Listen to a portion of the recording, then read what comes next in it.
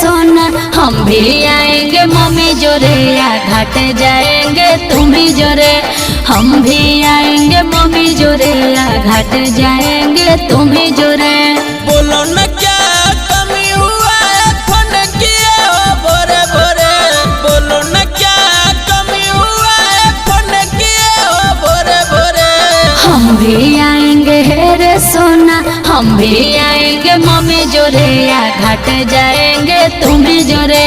हम भी आएंगे मम्मी जोरे, या घाट जाएंगे तुम ही जोरे।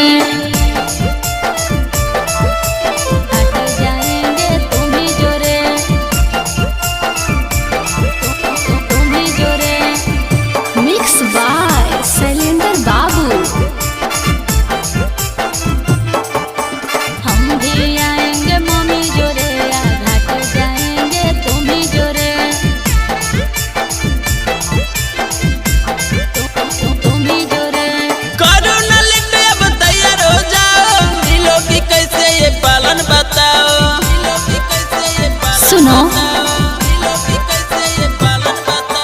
धूप अगरबत्ती घाटे ले जाना, मिलेंगे वहीं तुम भी आ जाना, समझे? ये सुना सुना ना, मिलकर बातें करेंगे सोना, प्यारे भलाई थोड़े थोड़े। मिलकर बातें करेंगे सोना, प्यारे भलाई थोड़े थोड़े।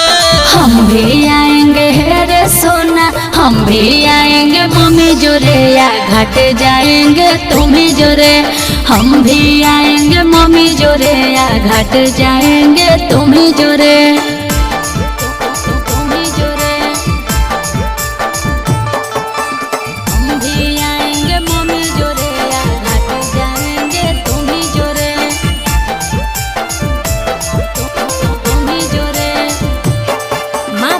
Recording studio Sheikhpura. लेके क्या आओगी दौरा माथे, मिलके रख देंगे एक के साथे।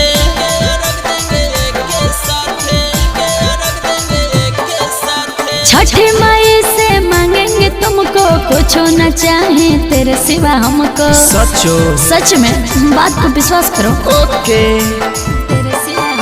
गोपाल सलेंदर लेके आएगा कांधे पे केरा, गौदे गौदे।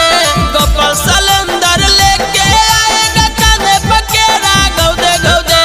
हम भी आएंगे रे सोना, हम भी आएंगे मम्मी जोरे, या घाट जाएंगे तुम ही जोरे।